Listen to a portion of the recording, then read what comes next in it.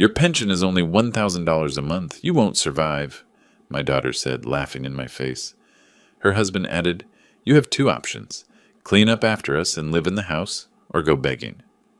They thought they had me cornered, but they didn't know that I owned 6 houses in the city, had $10 million in a trust, and had already made a plan that would wipe their smug smiles off their faces forever. Before we continue, please subscribe to the channel and write in the comments what time it is where you are now. I slid the ribeye steaks onto the good plates, the ones with the blue trim that hadn't seen use in probably 2 years. The meat had cost me $40 at the butcher. A stupid extravagance, but tonight warranted it. The roasted vegetables glistened with olive oil and herbs. I'd opened the Pinot Noir an hour early to let it breathe, something I'd read about in a magazine once. The dining room table looked almost elegant with the cloth napkins folded beside each plate, 2 candles flickering between the wine glasses. 35 years. That's how long I'd run Peterson and Associates, waking at 6 every morning, balancing ledgers for small businesses and families who trusted me with their numbers. Last Friday, I'd locked the office door for the final time, deposited the key with the property manager, and driven home with my chest feeling lighter than it had in decades. Dinner's ready, I called down the hallway. Thelma appeared first, still in her work clothes, pulling her hair from its ponytail. Elmer followed, thumbs moving across his phone screen. They settled into their usual chairs without comment on the table settings or the smell of expensive meat. I carried the wine bottle to the table and filled their glasses, then mine. My hand trembled slightly, not from age, from anticipation. I'd rehearsed this moment for weeks. I wanted tonight to be special, I said, remaining standing. I've got news, big news. As of last Friday, I officially closed Peterson and Associates. 35 years, and I'm finally done. Thelma's eyebrows lifted. You retired? Just like that? Just like that? I raised my glass. To new beginnings. Wait, what about your pension? She leaned forward, fork poised over her steak. I mean, accounting firm owner. That must come with a solid retirement package, right? The question seemed reasonable. I lowered my glass, nodding. Well, I'll get Social Security. About $1,200 a month. It's enough for my needs. I've never been extravagant. The words hung there for 3, maybe 4 seconds. Then Thelma's face changed. Not dramatically, just a subtle shift around her eyes and mouth. A small sound escaped her throat. Not quite a laugh, but close. Elmer looked up from his plate. 1,200? Monthly? That's right. Now Thelma did laugh, a sharp bark that made me flinch. Her hand flew to her mouth, but her eyes stayed cold, calculating. 1,200? Dad, my car payment is more than that. How do you expect to live on $1,200? I set my glass down carefully.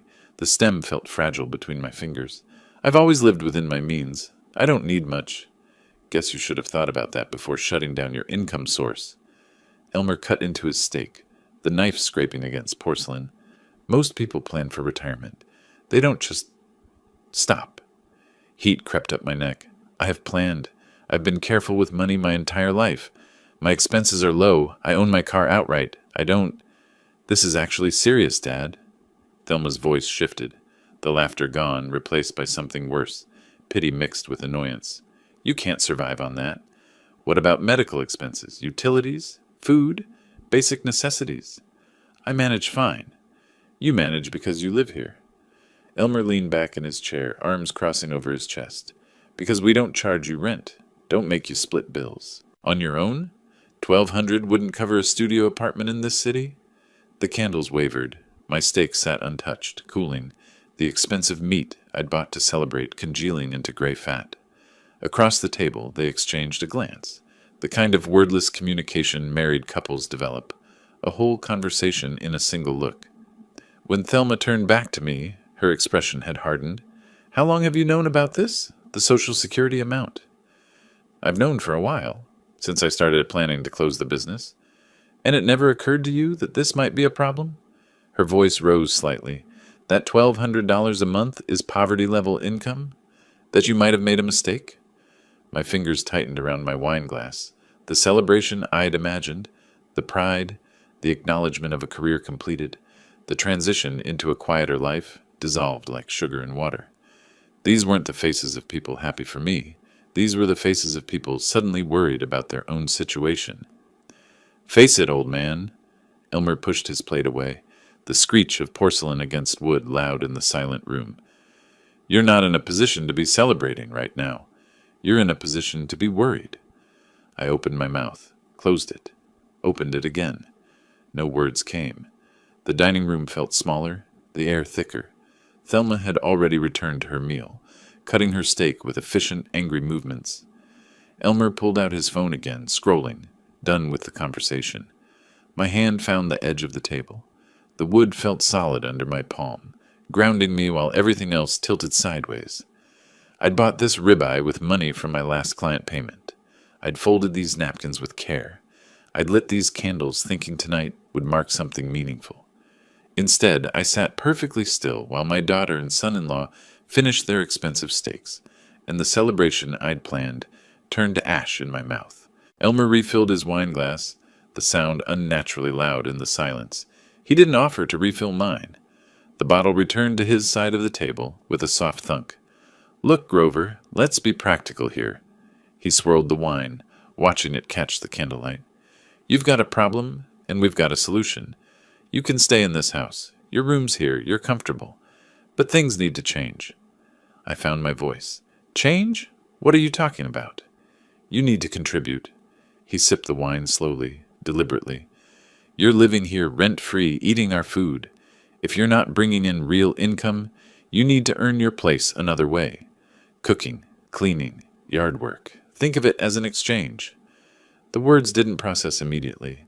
They entered my ears as sounds without meaning, syllables that couldn't possibly assemble into what I thought I'd heard. "Earn my place?" "Exactly." Elmer nodded as if I'd understood perfectly. "We're not running a charity here. The mortgage, the utilities, the groceries, that all costs money. You want to continue living under this roof? You make yourself useful." "Elmer, I paid half the down payment on this house." My voice came out stronger than I expected. $75,000. 12 years ago, when you two couldn't qualify for the mortgage alone, I wrote that check. I have a stake in this house. I'm not some... That was a gift, Dad. Thelma set her fork down with a sharp click. "A gift. You said you wanted to help us start our lives together. You can't retroactively turn a gift into a loan just because you're having money problems now." "I'm not turning anything into..." I stopped, my throat tight.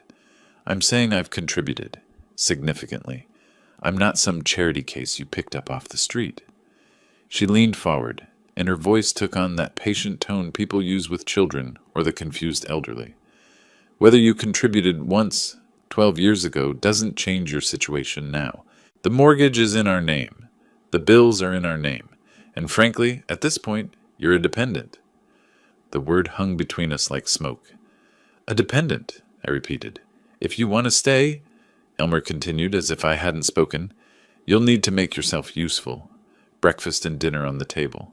Bathrooms cleaned weekly. Trash out on Tuesdays. Lawn mowed. Gutters cleared. That kind of thing. Basic household maintenance." He was counting on his fingers, listing chores, assigning me tasks as if I were a teenager earning my allowance. "And if I don't?" Elmer shrugged, the gesture casual, almost bored. "Then you've got decisions to make. There are shelters, senior housing, whatever people in your situation do. I'm sure you'll figure something out." My hands gripped the table edge. The wood grain pressed into my palms, a physical sensation to anchor myself while the room spun. Thelma had shifted closer to Elmer, her shoulder touching his, a united front. Their faces showed no doubt, no guilt, no recognition that they were offering servitude in exchange for shelter. "You're serious? Completely serious?" Elmer finished his wine and stood, picking up his plate. "Think it over tonight. Let us know your decision in the morning. But understand, those are your options. Contribute and stay, or figure out somewhere else to go." He walked past me toward the kitchen, his footsteps confident on the hardwood floor. Thelma gathered her own plate, pausing beside my chair. "We're not trying to be cruel, Dad, but we have to be realistic. We can't support another adult on our income, not without something in return." She touched my shoulder briefly, the gesture meant to soften the blow, then followed her husband. Their voices drifted back from the kitchen, normal conversational tones discussing tomorrow's schedule, what time Elmer needed to leave for work, whether they had milk for breakfast.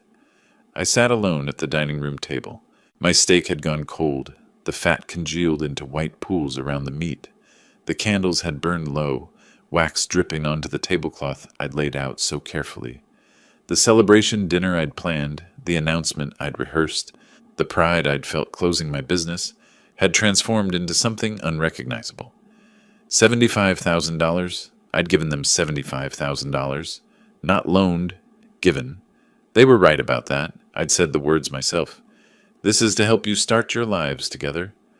I'd signed no papers, demanded no repayment schedule, asked for nothing in return except perhaps some basic gratitude, and now they were offering me the chance to clean their toilets. I stood. The chair scraped against the floor, loud enough that the conversation in the kitchen paused briefly. My legs felt unsteady, but I walked with my back straight down the hallway toward my room. "Don't be so dramatic, Dad," Thelma's voice followed me. "We're trying to help you here. This is exactly your problem. You're too proud to accept reality." I didn't respond. I reached my bedroom door, my hand closing around the knob. Behind me, their voices resumed, punctuated by the clink of dishes being loaded into the dishwasher.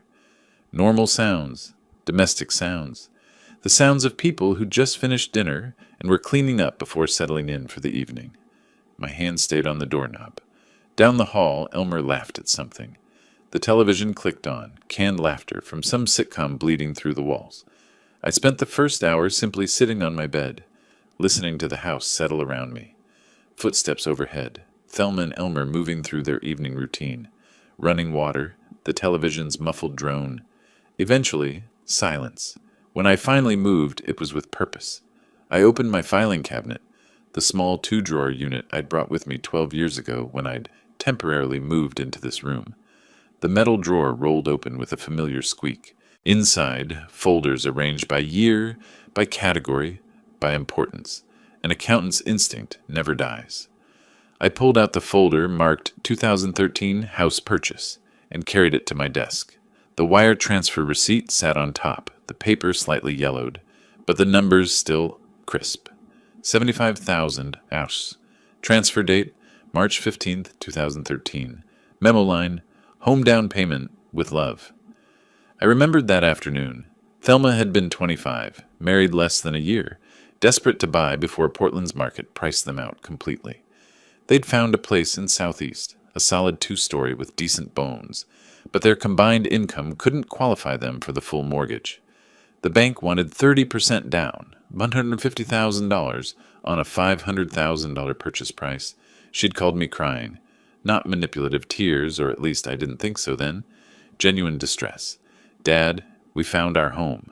Our actual home. But we're 50% short on the down payment, and by the time we save it, someone else will buy it, or the prices will go up again." I'd wired the money the next morning. At the closing, she'd hugged me so tightly I could barely breathe. "This means everything. You made our dream possible. I'll never forget this." I set the receipt aside and reached for another folder. 2018, Emergency Financial Assistance. Thicker than the house folder. Inside, copies of checks, bank statements, payment confirmations. $23,000 total, spread across 4 months. Elmer had lost his job. Something about downsizing, corporate restructuring, the usual bloodless corporate language for destroying lives. They'd missed 3 car payments. Repossession notices had arrived. Their savings account, according to the bank statements Thelma had showed me in panic, held $347. I'd written checks for both car loans, paid off 2 maxed credit cards they'd been using to cover groceries, given them breathing room to land on their feet. "You're a lifesaver, Dad. Literally. I don't know what we would have done." I pulled out a different folder. 2016, wedding. The invoices made a thick stack. Venue rental, $8,500. Catering, $12,000. Photography, $3,500. Flowers, $2,200. Bar service, $3,500. The total at the bottom of my accounting, written in my own neat hand. $30,000. She'd wanted a perfect day. The Pearl District venue overlooking the Willamette River. 200 guests. An open bar serving top-shelf liquor. A string quartet during the ceremony. I'd paid for all of it because a father only gets to see his daughter married once, or so people kept telling me. At the reception, she'd found me standing near the windows, watching the sunset over the river. She'd been radiant in her dress, slightly drunk, gloriously happy. "This is the most beautiful day of my life, and you made it happen. You're the best father anyone could ask for." My hands slowed as I reached for the last folder. The thin one. The one I'd deliberately buried under the others. 2019-2022, Timothy Medical. I made myself open it. Preschool tuition receipts. He'd gone to that Montessori place on Hawthorne. Medical bills from Dornbecker Children's Hospital. So many medical bills. The leukemia diagnosis had come 2 weeks after his second birthday. The treatments, the hope, the specialists, the experimental procedures I'd helped fund because insurance only covered so much. The funeral home invoice was clipped to the back of the folder. Timothy James Morrison. September 3rd, 2019, November 17th, 2022. 3 years, 2 months, 14 days. For those brief years, caring for Timothy had brought us together. I'd been Grandpa Grove. He'd had my eyes, everyone said, and my careful way of stacking blocks in precise towers. After his death, the gulf had widened. Grief divided rather than united us. Thelma had pulled away, thrown herself into work and spending and filling the void with things instead of feeling. I'd let her. I'd thought time would heal. I'd kept writing checks when she needed them, thinking generosity might rebuild what grief had broken. I closed Timothy's folder gently and set it aside. Then I pulled out my calculator and a legal pad. The math took 20 minutes. Down payment, $75,000. Debt bailout, $23,000. Wedding, $30,000. I added smaller items from other folders. Birthday gifts, holiday checks, the $8,000 for new appliances when their refrigerator died, the $12,000 for the fence and patio renovation, the countless smaller loans that were never repaid. The calculator's display climbed steadily. Final total, $217,400. I wrote the number at the bottom of the legal pad and underlined it twice. $217,400. Invested in their lives. Given freely, without contracts or repayment schedules, because that's what family did. That's what fathers did. And tonight, they'd laughed at my Social Security payment. Told me to earn my keep by taking out their trash. I stared at that number until my eyes burned. Outside my window, Portland's streetlights cast orange shadows across my small room. The bedroom they'd given me was barely 150 square feet. A single bed, a desk, a filing cabinet, a narrow closet, the kind of room you'd give a guest you didn't expect to stay long. I'd been here 12 years. I stood and walked to the window. My reflection stared back, a 63-year-old man in a small room, surrounded by proof of his generosity and evidence of its complete waste. The city lights stretched beyond the glass, beyond this house, beyond their limited understanding of what money actually meant. They remembered none of this, or they remembered it and simply didn't care. $200,000, and I was told to clean their bathrooms. I turned back to my desk and closed the folders one by one, stacking them neatly in the filing cabinet. My hands moved automatically, restoring order, putting pain back in its proper place. Then I reached for a different drawer, the locked one. My fingers found the small key in my pocket. I kept it with me always, and fit it into the lock. The drawer opened smoothly. Inside, a thick folder I hadn't shown anyone. Ever. I pulled it out and set it on my desk beside the calculator and the legal pad with its devastating total. This folder was labeled simply, Properties. I opened it and began to spread the contents across my desk. 6 property deeds, 6 addresses across Portland, 6 pieces of a puzzle they'd never known existed. And that's just what I gave them, I thought, looking at the deeds. Now let's count what I kept for myself. Morning light woke me, thin and gray, typical Portland June. I'd slept fitfully for maybe 4 hours, my mind churning through numbers and memories. The house was quiet. Through the wall I heard Elmer's alarm go off, then silence it. Footsteps, running water, low voices, their morning routine. I stayed in bed until I heard the front door close, the car engine start, the sound of them leaving for work. Only then did I rise and return to my desk. The property folder lay where I'd left it. Deeds spread across the surface like a hand of cards. 6 properties, 6 addresses across Portland that Thelma had driven past countless times without knowing. I picked up the first deed. Alberta Arts District. Purchased April 1995 for $85,000. I'd been 33, newly successful with Peterson and Associates, when I'd spotted the listing. The neighborhood was still rough then, artists and musicians filling warehouses, homeless encampments in empty lots. The real estate agent had warned me the area had challenges. I'd seen potential instead. Purchased it cash, renovated it gradually, rented it to a young couple who stayed 7 years. Now the neighborhood had coffee shops and galleries and restaurants with waiting lists. The property was worth approximately $650,000 according to the last appraisal. Monthly rental income after property management fees, $2,800. I set it aside and picked up the next deed. Pearl District, purchased September 1997 for $120,000. Back when the Pearl was still transitioning from warehouses to condos, when people questioned whether anyone would actually want to live in converted industrial buildings. I'd questioned nothing. I'd watched the market, seen the permits, understood the trajectory. Current value, $800,000. Monthly rental, $3,500. Selwood came next. Purchased March 2001 for $95,000. A classic Portland neighborhood, established but undervalued. I'd bought just before the housing boom really accelerated. Current value, $580,000. Monthly rental, $2,600. Memphis Tabor.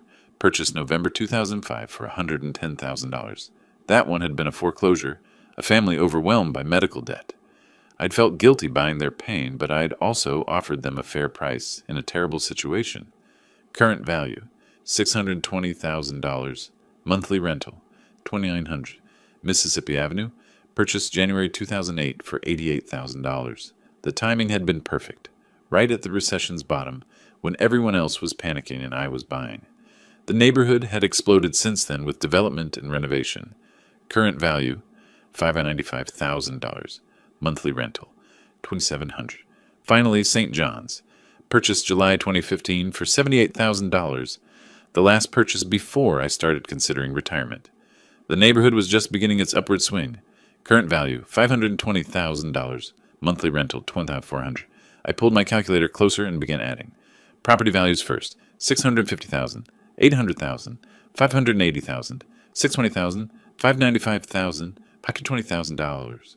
Total portfolio value, $465,000. Then monthly income, $2,800, $3,500, $2,600, $2,900, $2,700, $2,400.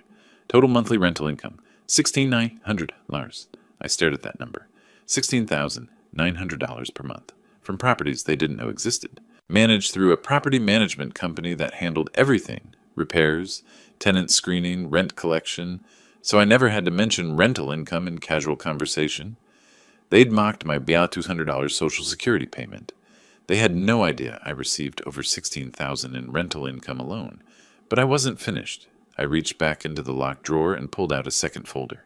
Thicker than the property folder, heavier with implications. Investment portfolio. Trust fund? Inside, quarterly statements from Vanguard, account summaries, documentation of decades of careful investing. Every profit from Peterson and Associates that I hadn't needed for living expenses had gone here. Index funds, mostly. Some bonds. A few tech stocks I'd bought during the boom and sold before the bust. Nothing fancy or risky, just steady, disciplined, long-term investing. I found the most recent statement. December 2024, 6 months ago. Account value, $10,507,328, $10.5 million. Give or take, depending on the market's mood. I leaned back in my chair and looked at the numbers spread across my desk. Property portfolio, $4.2 million. Investment trust, $10.5 million. Total net worth, approximately $14.7 million. Monthly income from rentals alone, $16,900. Annual investment returns at a conservative 4%, $420,000. Thelma thought I needed her house. I could retire tomorrow to anywhere in the world. Buy a condo in the Pearl District, probably in the building I already owned, and live out my days watching the river. Buy a villa in Tuscany, a beach house in California. Hell, I could buy this house outright, cash, and barely notice the expense. But that wouldn't teach her anything. I stood and walked to the window, my window in my small room in their house that I'd helped them purchase. Below, the old Toyota Camry sat in the driveway, 15 years old, 180,000 miles, running perfectly because I maintained it properly. I could afford a Mercedes, a Tesla. Whatever luxury vehicle represented success these days, I'd chosen the Toyota. Not because I couldn't afford better, but because new cars lost value the moment you drove them off the lot. Because spending money to impress people was the surest sign you didn't actually have money. Because I'd learned early that looking rich and being rich were completely different games. I'd thought living modestly would teach Thelma these lessons. I'd thought she'd see that happiness didn't come from spending, but from security, from knowing you were prepared for anything. Instead, she'd learned to mock frugality and worship waste. She'd learned nothing except that Daddy would always write another check. Well, time for a different lesson. I returned to the desk and carefully placed all the property deeds back in the locked drawer. The investment statements followed. I kept only one document out, the most recent trust fund summary showing the $10.5 million balance. I set it beside yesterday's calculation, the $217,000 I'd given them over the years. The contrast was stark. What I'd given them would barely make a dent in what I'd built for myself. They'd offered me a choice, serve them or leave. They'd thought those were my only options. They didn't realize I had a third option, and a fourth, and a fifth. I had the kind of options that only money, real money, could buy. My phone sat on the desk beside the documents. I picked it up, looked at it, set it down. Not yet. First, I needed to think through the strategy. Accountants didn't make impulsive moves. They planned, they calculated. They found the most efficient path to the desired outcome. And the desired outcome was simple. They needed to learn what I'd always known. Money wasn't about what you displayed, it was about what you controlled. And right now, I controlled far more than they could imagine. I locked the drawer again, slipped the key back into my pocket, and stood at the window watching morning traffic build on the street below. Somewhere out there, Thelma was in her office, probably complaining to coworkers about her burden of an elderly father. Somewhere, Elmer was at his desk, feeling smug about putting the old man in his place. Let them feel smug? Let them think they'd won. The best victories came when your opponent didn't realize they were already defeated. I spent the next 2 days researching attorneys. Not randomly, methodically, the way I'd approached everything in my accounting career. I needed someone who specialized in real estate disputes, particularly co-ownership conflicts and partition actions. Someone experienced but not so prominent, they'd be prohibitively expensive or unavailable for weeks. Robert Chen's name appeared in multiple searches. 15 years of practice, focused on property law, solid reviews emphasizing his direct communication style. I called his office on the morning of June 18th and scheduled a consultation for the following day. That evening, I prepared my materials. The wire transfer receipt showing the $75,000 payment, the property deed listing me as co-owner, bank statements, a typed timeline of our relationship, the major financial contributions, the dinner confrontation, Elmer's ultimatum. I organized everything in a folder, tabbed and annotated the way I'd have prepared documents for a client audit. Chen's office occupied the 9th floor of a glass building on Southwest Morrison. I arrived 15 minutes early, dressed in slacks and a pressed button-down shirt. Not the clothes of a man who needed charity, the clothes of someone conducting business. The reception area smelled of leather and coffee. Legal books lined one wall, framed diplomas and certificates covered another. A young woman directed me to a conference room where Chen waited, reviewing something on his laptop. He stood to shake my hand, mid-40s, sharp suit, firm grip. "Mr. Peterson, please sit. Tell me about your situation." I laid out the folder and began methodically. The dinner, the mockery of my Social Security income, the ultimatum to serve them or leave, their dismissal when I reminded them about the down payment. Chen listened without interrupting, occasionally making notes on a legal pad. When I finished, he reached for the property deed. His pen tapped the page where my name appeared. "You're listed as co-owner with 50% interest. Not as a lender, not with any notation about repayment terms. As an owner." "That's correct." "Walk me through the initial transaction. Was there a promissory note? A loan agreement? Anything in writing about repayment? Nothing. It was family help. I wanted them to qualify for the mortgage, so I contributed half the down payment. I assumed we all understood. That meant I had a permanent stake in the property. Chen nodded slowly. Without written loan terms, the $75,000 is legally a gift. You can't sue for repayment. He tapped the deed again. But this changes everything. You're not a creditor seeking repayment. You're an owner seeking to dissolve co-ownership. That's a completely different legal mechanism. What are my options? Partition action. Under Oregon law, when co-owners can't agree on property disposition, any owner can petition the court to force either a buyout or a sale. You have absolute legal right to demand they purchase your 50% share at fair market value, or the court orders the property sold and the proceeds divided. He pulled up something on his laptop, recent comparable sales in their neighborhood. Based on current market conditions, I'd estimate the property value at around $470,000. Your 50% interest would be approximately $235,000. The number settled into my chest. I'd paid $75,000 12 years ago, now worth $235,000. They'd lived there free of any rent payment to me, building equity on my investment, and told me to clean their bathrooms. We start with a demand letter, Chen continued. Certified mail, return receipt. Give them 30 days to either buy you out for market value or agree to list the property. If they refuse or ignore it, we file the partition action. Most cases settle once defendants realize they can't win. How strong is the case? Very strong. Your name is clearly on the deed with 50% ownership. No judge will let them keep 100% of a property you half own. The only question is whether they buy you out or we force a sale. I sat back, processing. This was real. This was possible. I wasn't trapped. Chen's expression shifted slightly. Is there anything else I should know? Any other leverage or complications? I hesitated, then spoke carefully. My son-in-law does cash work on the side, construction help, handyman services. I'd estimate $15,000 or more annually. I don't believe any of it appears on their tax returns. Chen's eyebrows rose fractionally. He set down his pen and leaned back. That would be tax fraud. Substantial unreported income invites audits, penalties, potentially criminal charges. He paused. I should be clear. I can't advise you on IRS matters. That's not my specialty. But there are avenues for reporting suspected fraud. Anonymous tip lines. It's a separate track from the property dispute. Is the property claim sufficient? The property claim will definitely get their attention. It's clean, legally straightforward, morally defensible. You're simply asking for what you own. The tax issue is more aggressive. Nuclear option territory. Whether you pursue that is a personal decision based on how far you want to push this. I looked at the deed on the table, my name in printed letters beside Thelma's. Let's start with the demand letter. 30 days to respond. And if they can't come up with the money, then we file for partition and let the court handle it. Chen pulled out a retainer agreement.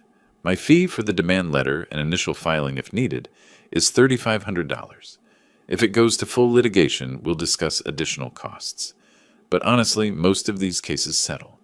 People realize quickly they can't afford to fight when the law is clear. I pulled my checkbook from my briefcase and wrote the check without hesitation. $3,500. Barely a rounding error in my investment accounts. For them, it would be a financial disaster. I'll have the demand letter drafted and sent via certified mail by tomorrow. Chen said, You should know, once this goes out, there's no taking it back quietly. Your relationship with your daughter will change permanently. It already has. I signed the retainer agreement and slid it across the table. They made that decision at dinner. I'm just making mine now. Chen gathered the documents, slipping them into a file folder with my name on the tab. I'll call you once the letter has been delivered. After that, we wait for their response. I shook his hand and left the office building into Portland's overcast afternoon. In my briefcase, a copy of the property deed, the retainer agreement, Chen's business card. In my chest, something I hadn't felt in weeks. Control. The next day, I moved into one of my Pearl District rental units. A tenant had just moved out, and I'd planned to list it again in July. Instead, I claimed it for myself. 9th floor, river view, modern appliances, everything Thelma's house wasn't. I brought 2 suitcases of clothes in my filing cabinet, left everything else in that small bedroom. Chen's text arrived on June 21st. Letter sent via certified mail. Delivery confirmation should arrive Monday or Tuesday. I set my phone down and looked out at the Willamette River below, the bridges stretching across dark water. Somewhere across town, certified mail was making its way to their house. Let them sign for it. Let them open it. Let them learn what powerless actually looked like. The call came on the evening of June 24th. I was sitting in my new apartment with coffee and a book when my phone buzzed. Thelma's name on the screen. I let it ring 3 times before answering. "Hello, Thelma? What is this?" Her voice came out high and tight. "Why did we just get a letter from a lawyer? You're suing us?" "I'm not suing. Not yet. The letter is a formal notice that I'm exercising my rights as a co-owner of the property." "Your rights?" She was breathing hard. "That money was a gift. You said it was to help us start our life together." I kept my voice level. "If it was a gift, why is my name on the deed as a 50% owner? Gifts don't come with ownership stakes, Thelma. You can't just... We don't have $200,000? Where are we supposed to get that kind of money?" "That's not my problem. You have 30 days to figure it out. Buy me out at market value, or we sell the house and split the proceeds. Those are your options." The phone muffled. She was covering it, talking to someone. Elmer, probably. When she came back, her voice had shifted from panic to accusation. "This is because of dinner. Because we hurt your feelings. You're being petty and vindictive. You told me to leave or become your servant. I'm leaving, but I'm taking what belongs to me." "Dad, please!" Now she was crying. Real tears or strategic ones, I couldn't tell anymore. "We can talk about this. Come home. We'll figure something out." "Grover!" Elmer's voice sharp and angry. He'd grabbed the phone. "This is absurd. You're really going to do this? Take us to court over money you gave us years ago?" "I'm exercising legal rights. My name is on that deed. I own half that house. You made it very clear I'm not welcome there, so I'm cashing out my investment. We'll fight this. We'll get our own lawyer. We'll prove that money was a gift. You're welcome to hire an attorney. Mine says we have a strong case. But I should mention, legal battles are expensive. Very expensive. How much do you have saved for attorney fees?" Silence. Then, "Are you threatening us?" "I'm stating facts. You asked about my financial situation at dinner. You laughed at my Social Security check. Now you know the truth. I have resources. The question is, do you?" More muffled conversation. I heard Thelma's voice in the background, sharp with fear. Elmer came back on the line. "If you do this, you're dead to us. You understand that? You'll never see your daughter again." Something cold settled in my stomach, but my voice stayed steady. "I haven't really seen her for years anyway.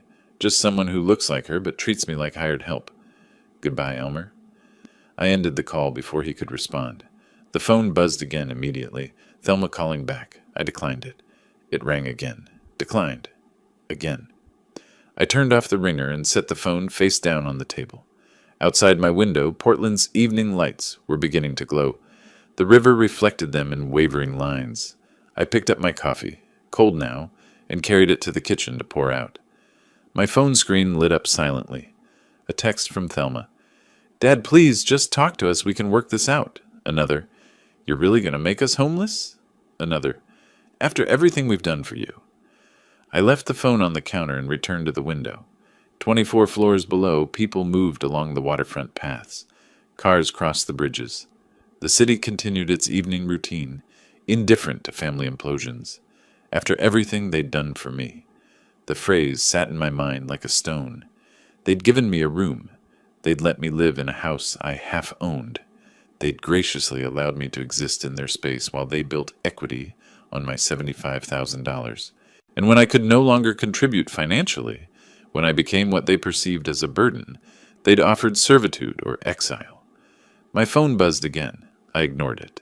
Across town, I imagined them in their house, my house, frantically Googling partition actions, reading legal forums, discovering that everything Chen's letter claimed was true, that any co-owner could force a buyout or sale, that they couldn't stop it without my agreement.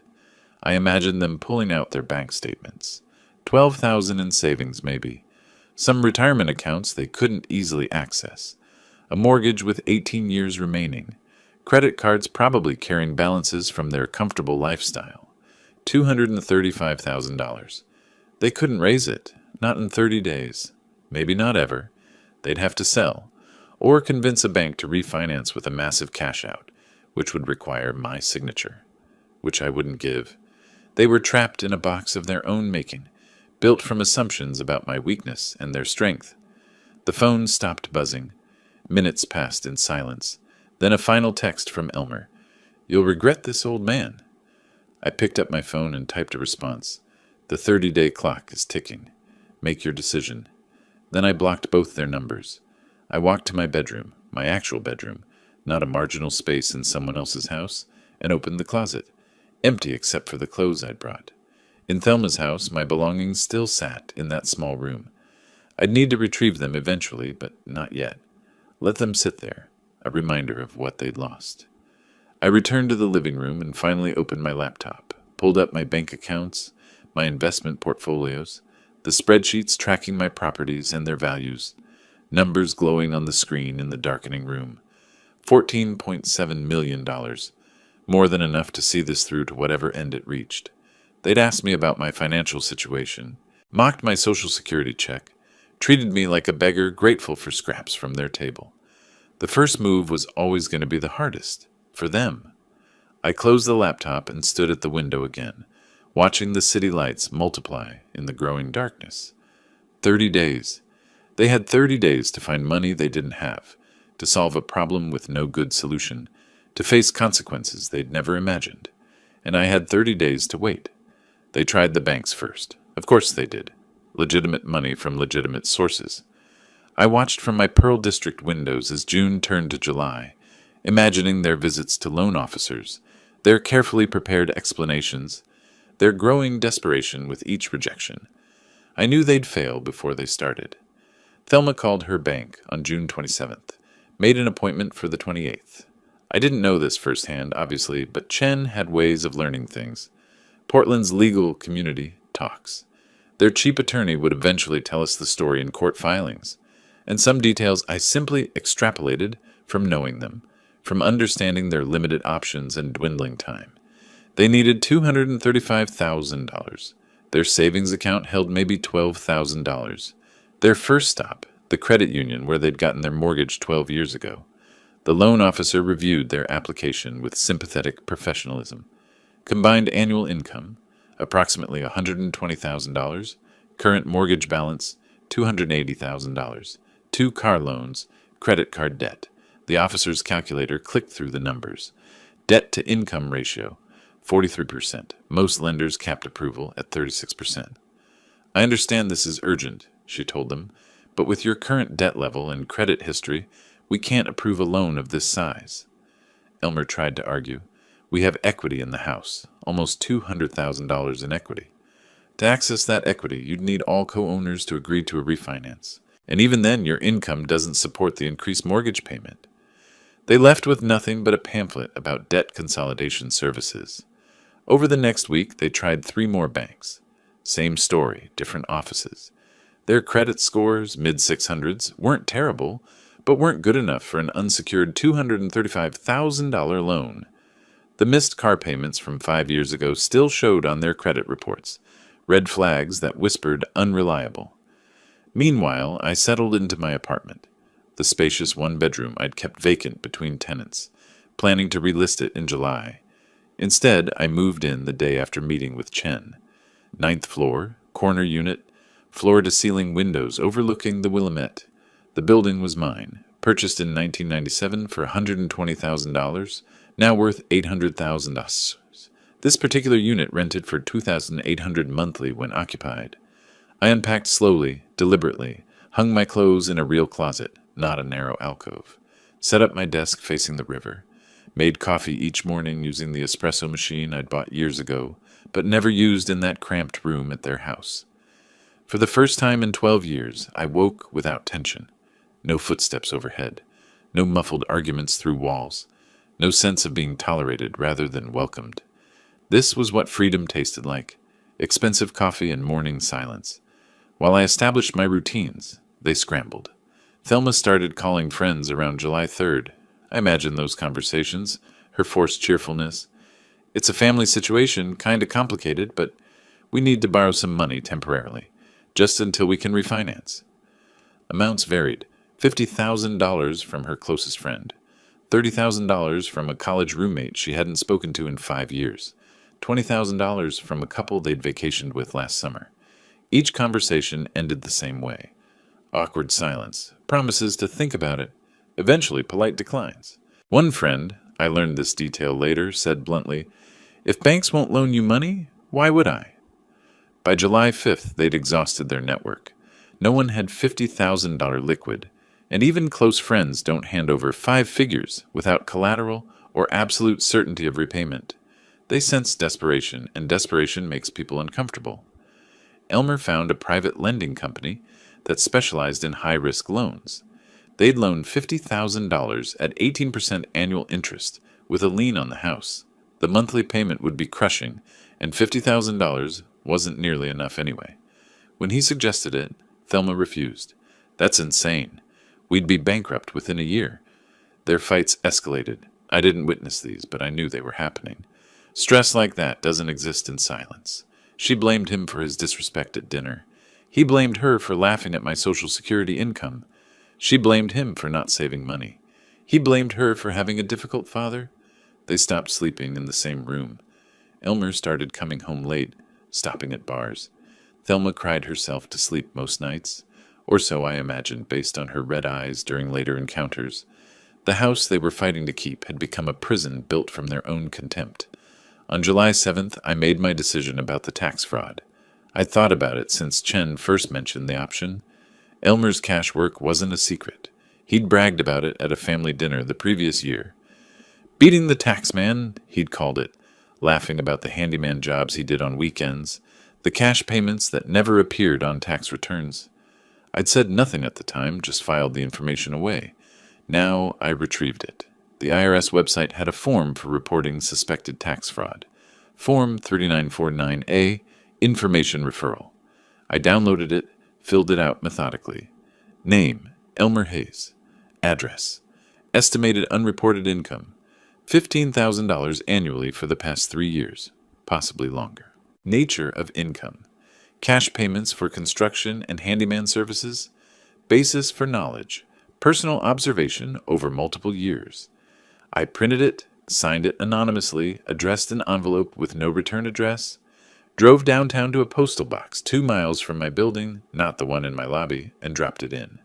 The metallic clang of the mail slot closing had a finality to it. The second strike deployed. Now I just had to wait for it to land. By July 10th, they'd been searching for 2 weeks. They had 20 days left on Chen's 30-day deadline. Every legitimate option had been exhausted.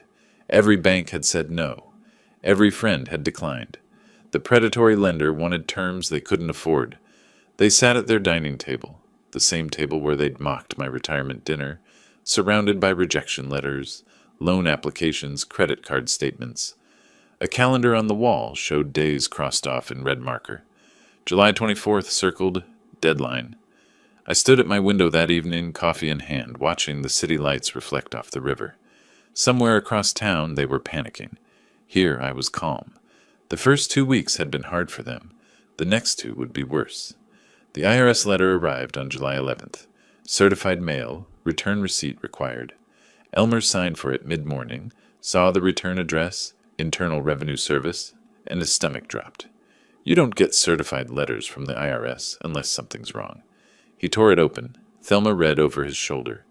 "You have been selected for examination of your federal tax returns for years 2022, 2023, and 2024. Specifically, we are investigating potential unreported income from cash payments received for services rendered. You are required to provide documentation of all income sources, including bank statements, receipts, client lists, and proof of reported income. Failure to comply will result in penalties and potential criminal charges." The audit appointment was scheduled for August 8th. 3 weeks away. The letter requested boxes of documentation they didn't have because the income had never been reported in the first place.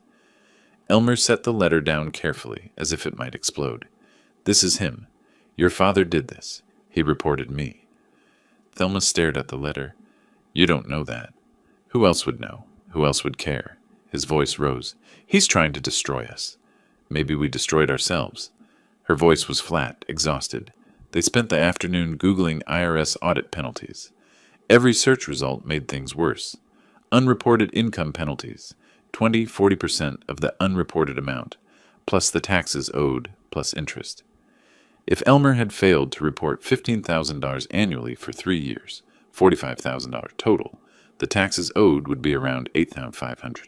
Penalties and interest, another $3,500 minimum.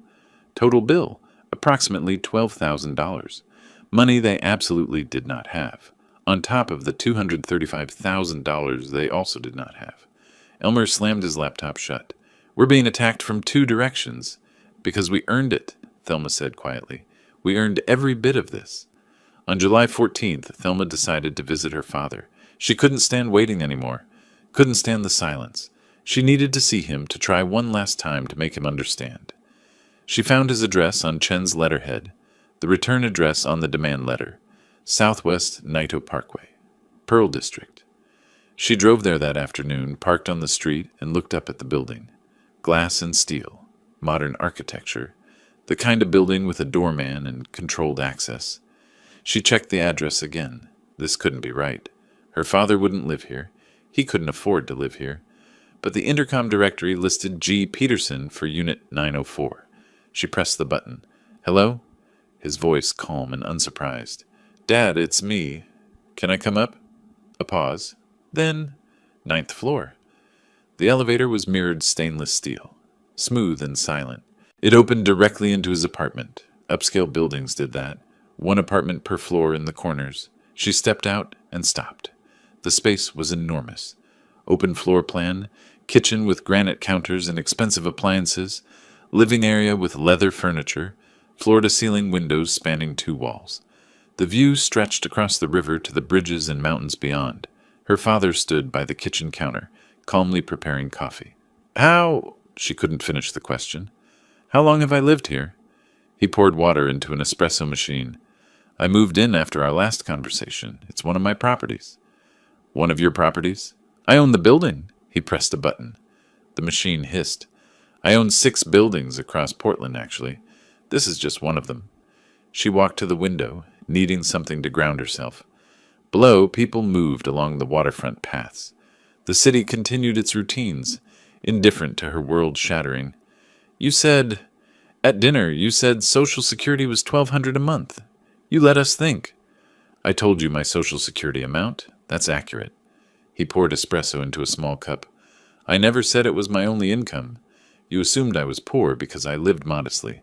That assumption was yours, not mine. But why?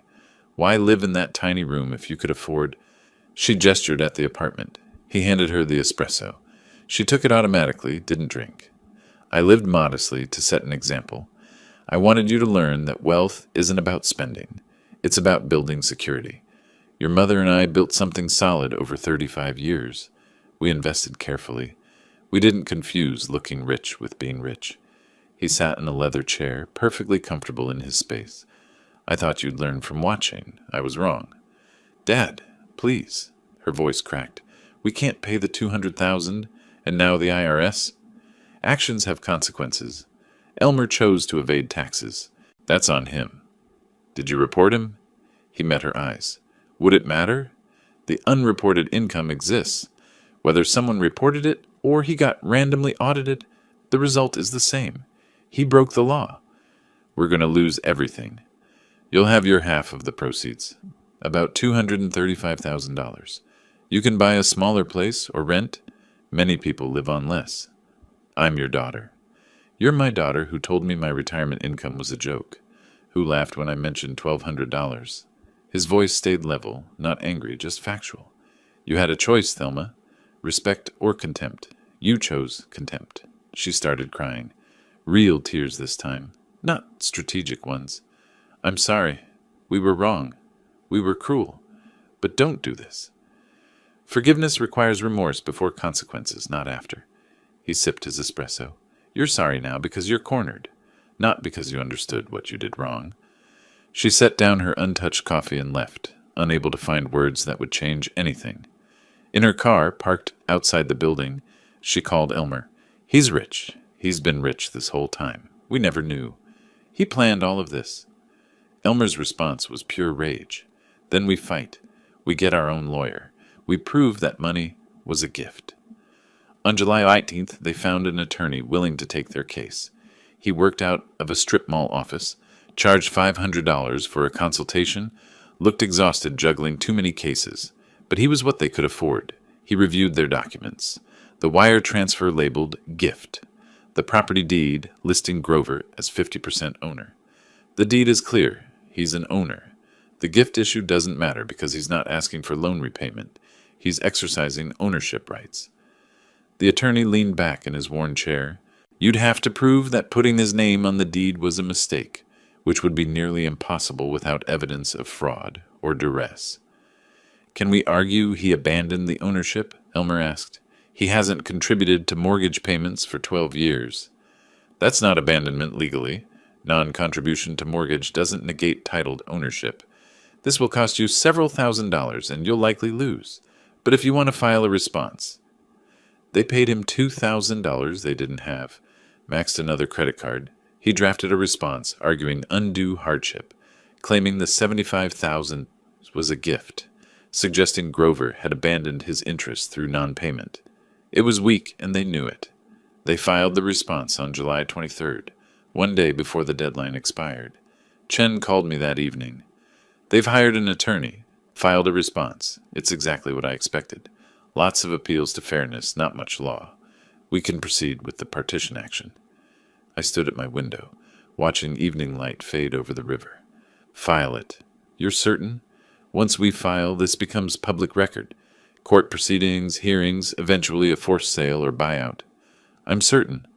I'll prepare the filing tomorrow. We should have a court date within 6 weeks. I hung up and poured myself a whiskey. Good single malt I'd been saving. Raised the glass toward the city lights where they sat in their house, their response filed, thinking they'd bought themselves time or leverage. They'd bought themselves nothing but delay.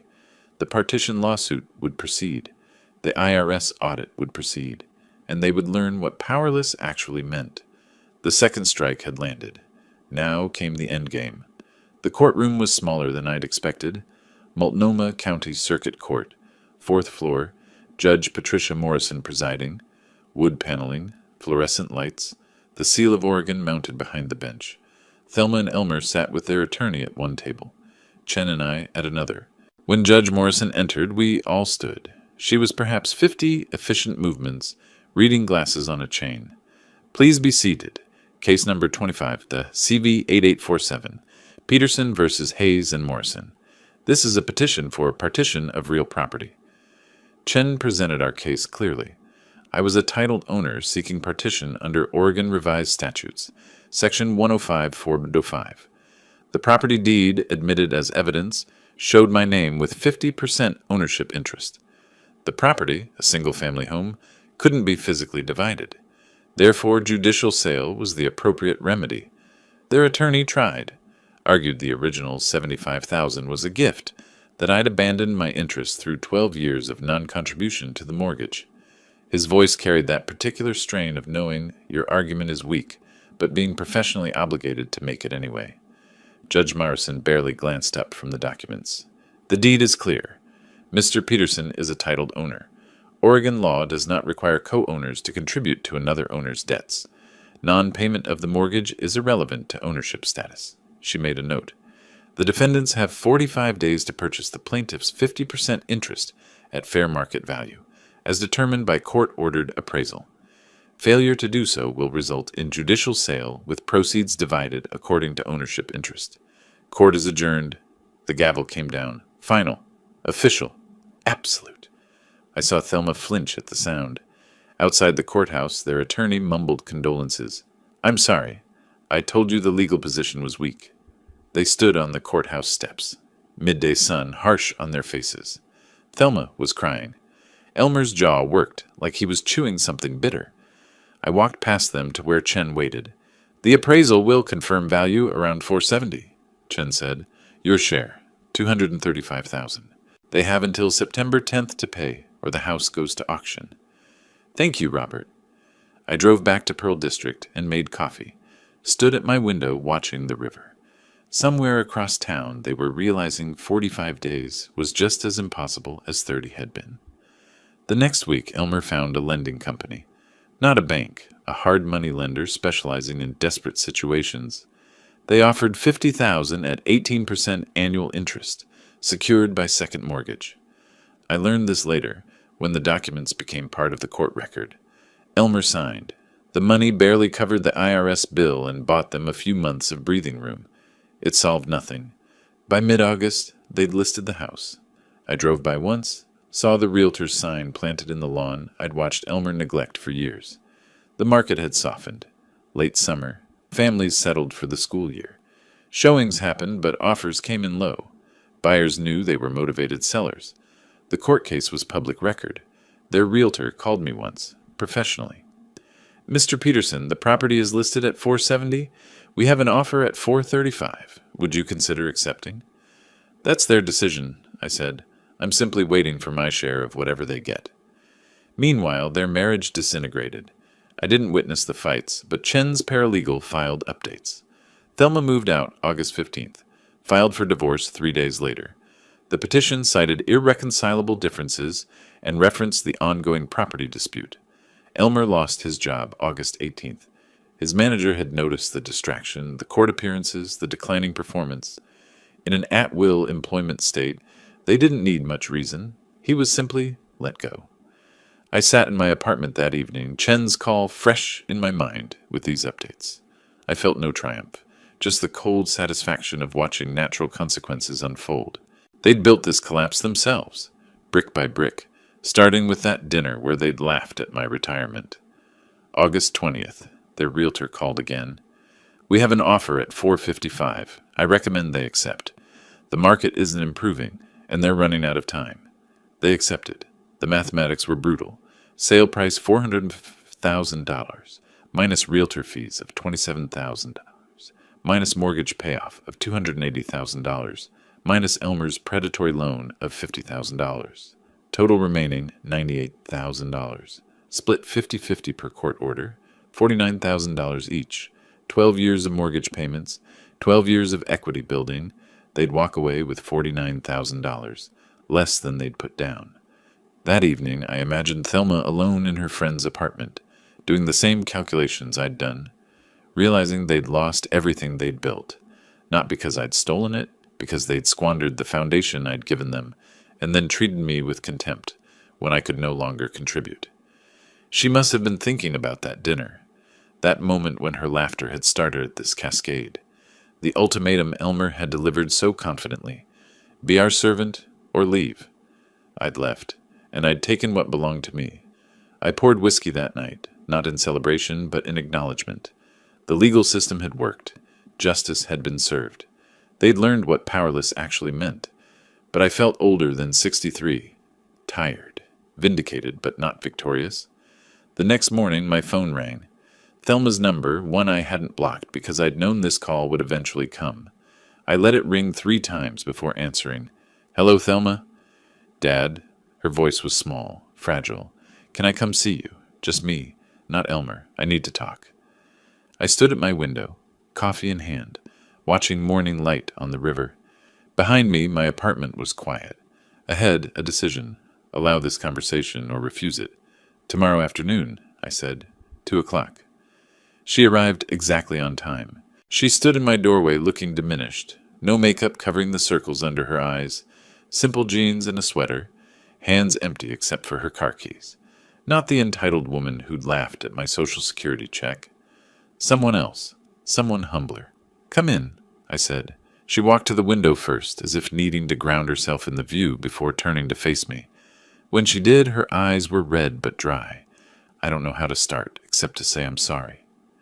She sat on the edge of my couch, back straight, hands folded, for the dinner, for laughing, for treating you like you were disposable, for years of taking your help without gratitude, without ever asking what it cost you. I sat in the chair across from her, said nothing, let her continue. "Elmer told you to be a servant, and I didn't stop him. I agreed with him. I treated you like a burden instead of my father." Her voice caught. For years I took your money. The down payment, the wedding, paying our debts, Timothy's care. I took and never said thank you. Never asked what you sacrificed to give us those things. She wiped her eyes with the back of her hand. You tried to teach me about money, about respect, about values. You lived modestly to show me something, and I thought you were just poor. I never understood you were wise. I wasn't a good daughter, Dad. I used you as a wallet. I didn't love you the way you deserved. The tears came then, but she didn't look away. I don't expect forgiveness. I don't expect help. I just needed you to know I finally understand. I'm sorry. I'm so sorry. I let the silence sit between us for a moment. Outside, Portland traffic hummed. Inside, the distance of months compressed into this single conversation. I didn't do this to destroy you, Thelma. I did it to teach you. There's a difference. I leaned forward. Punishment is about making someone suffer. Teaching is about showing consequences so people can learn and grow. You've learned. That's what I needed to see. I lost everything. You lost things. That's different from everything. You still have your health, your job, your ability to rebuild. You lost material possessions and a toxic marriage. Sometimes that's not loss. That's liberation. She nodded slowly. Why did you let us think you were poor? I wanted you to see that a rich life doesn't come from spending. It comes from having choices, security, freedom. I thought if you watched me live modestly but contentedly, you'd learn. But you didn't see contentment. You just saw modesty and thought it meant weakness. I stood, walked to my desk, retrieved a document I'd prepared days ago, anticipating this conversation, slid it across the coffee table. The house is selling. Your half of the proceeds is about $49,000. That's not enough to start over comfortably. I tapped the paper. I'm offering to buy out your entire share, yours and Elmer's both, for $200,000. It's less than the court valuation, but more than you'll get from the sale after expenses. It'll let you settle your debts, pay the IRS, have a cushion to start fresh. She stared at the document like it might vanish. Why would you do that? After everything? Because you're here. Because you apologized. Because you're my daughter, and I'm not interested in destroying you. I'm interested in you becoming someone worth knowing. I don't deserve this. Probably not. But mercy isn't about deserving. It's about possibility. You came here, took responsibility, showed genuine remorse. That's worth something. I sat back. This isn't a gift, Thelma. This is closure. You take this money, settle your affairs, and build a life on your own terms. Not on my money. Not on anyone's money. Your own earnings, your own choices. She picked up the document with shaking hands. Read it twice. What about Elmer? His half of the $200,000 is his to use as he needs. Paying the IRS, settling his debts, starting over. That's between him and his choices. But you, I paused, choosing words carefully. You need to leave that marriage. Not because I demand it, but because staying won't let either of you grow. He's not going to change. You are. I already filed for divorce. Good. She set down the paper. Did you report him to the IRS? I met her eyes.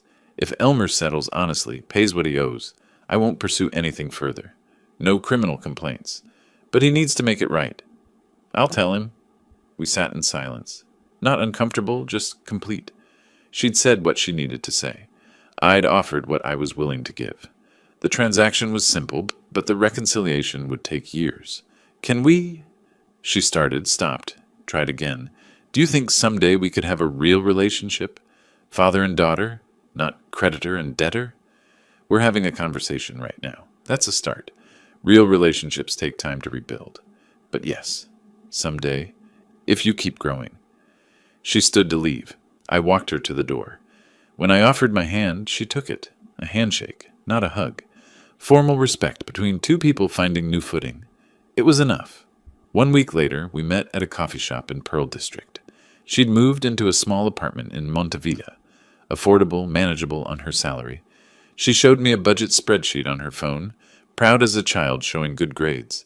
Income here, expenses here, savings goals here. I can actually make this work. That's more valuable than a big house you can't afford, I said. I understand that now.